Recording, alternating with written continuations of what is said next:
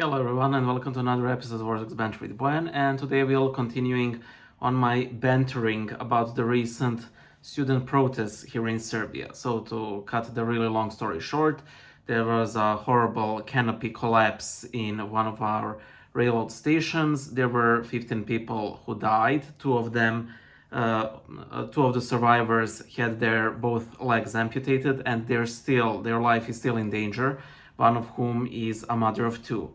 And for I think a month there were absolutely no arrests being made whatsoever.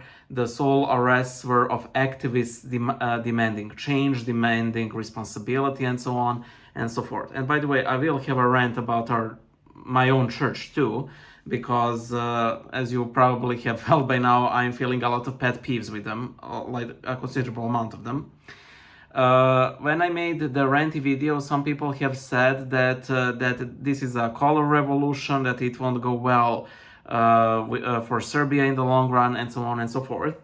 And I will respond to this in the sense of, what if this is a color revolution? Color revolution being a sort of Western-sponsored revolution to topple down generally communist or pro-communist or former communist dictators. Of course, your mileage may vary whether they truly are dictators. But first, I will explain what's happening now in Serbia, because everybody's supporting the student protests now. One of the main demands is that the state should reveal all of the contracts and all of the documents pertaining to the renovation of that rail station.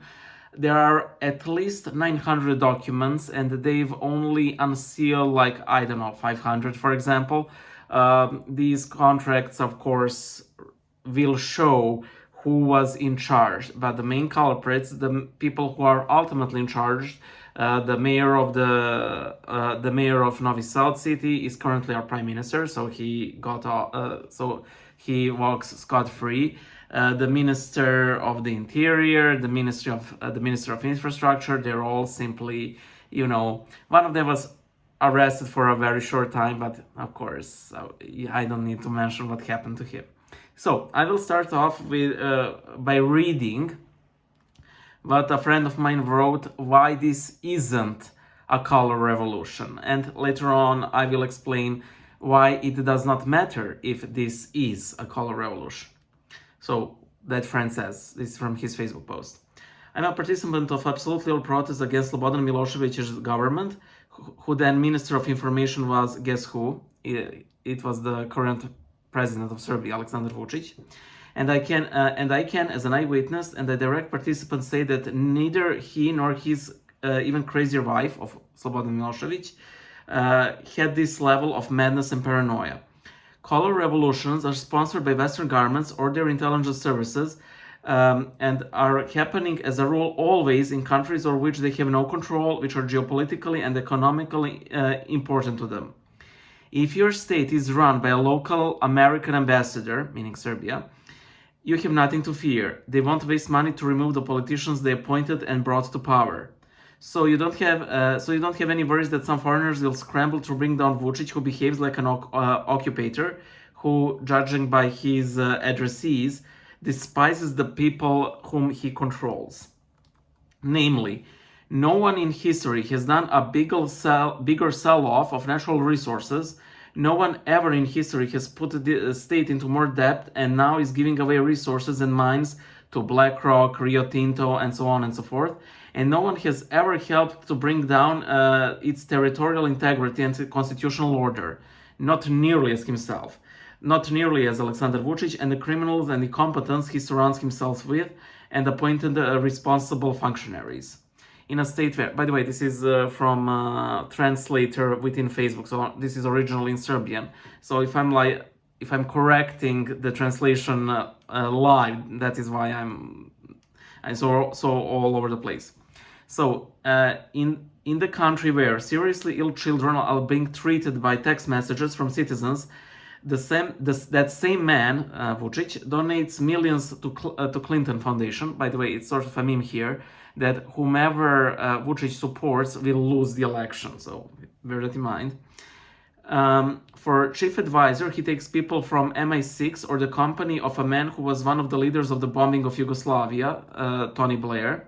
For the prime minister, and now for the speaker of the National Assembly, he appointed a person who has never run for elections and behind whose mandate there is no voice of the citizens. By the way, she's an open lesbian and has an adopted kid, mind you. Just have in mind that. He sent most of the armaments, ammunition, grenades, and deadly weapons owned by the army through the private intermediaries to Ukraine.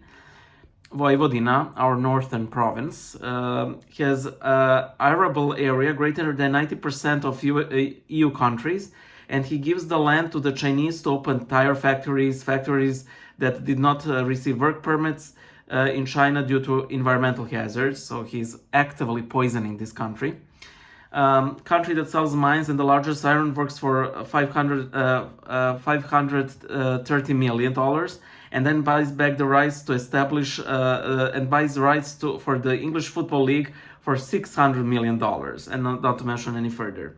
The student protest is not a color revolution. The student protest is a fight against the destruction of the nation, a fight for the salvation of the state, the constitutional order, and common sense.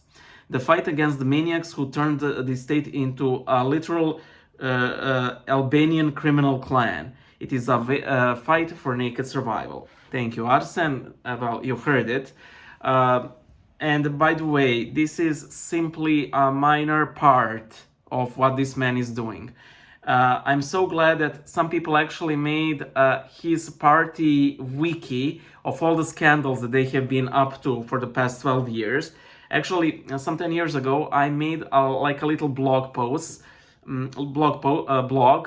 All the Crimes of the Serbian National Progressive Party, where because I started to realize that I couldn't keep up tabs with all of the scandals that they have been doing. And these are major things.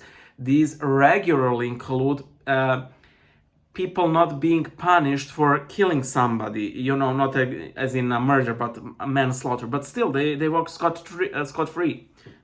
And recently, they started making these lists on Twitter, and there are at the very least, 109 major, huge scandals. Why this isn't a color revolution? Yesterday was a huge assembly of people who demand change, who demand that there is some responsibility for the crime of killing of the falling of the canopy. Vučić is always responding to this, and everybody keeps saying, you're not responsible for this. These aren't your constitutional prerogatives. This isn't about you. It is about him, because he has all of the reins in his hands, because again, he's a dictator. But what they're asking is actually contrary to him. We want institutions to do their own job. That's the thing. That's the important thing. He is in power because the European Union supports him. He's constantly called the factor of stability here, which, is like me saying that the man whose house I'm robbing is the factor of my financial stability. Well, yeah, because I store your, family jewels and everything, So that's the thing.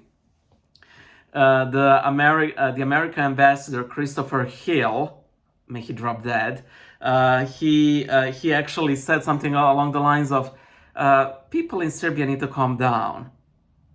I hope your heart calms down, that same ambassador went with Vučić to, yesterday, to open a highway, part of which crumbled today due to a landslide. Omens abound, people, omens abound. During the protests, some people tried to bring in these flags of the European Union, and they were instantly snatched by the protesters, because it is because of the European Union that man is still in power, that horrible man. What if this is a color revolution? I only have to say one thing. So what? Vučić is so objectively bad that, as I said in previous video, at the very worst, we'll get more of the same. At the very worst. There's only improvement from this on. We've hit rock bottom, you know? There's that bit. And I have to comment on our dear patriarch. Our dear patriarch Porphyrius, you know, the king of the lukewarm martyrs, is constantly calling for peace, for reduction in tensions. I kept saying that he's the type of a man who sees like a really buff, strong, muscular husband hitting, like kicking his wife into ribs, and she's lying like prone on the ground, and he's like, no, no, no, let us have peace. You can't make peace with evil, with darkness, with the devil, with the Belial. You can't, you mustn't.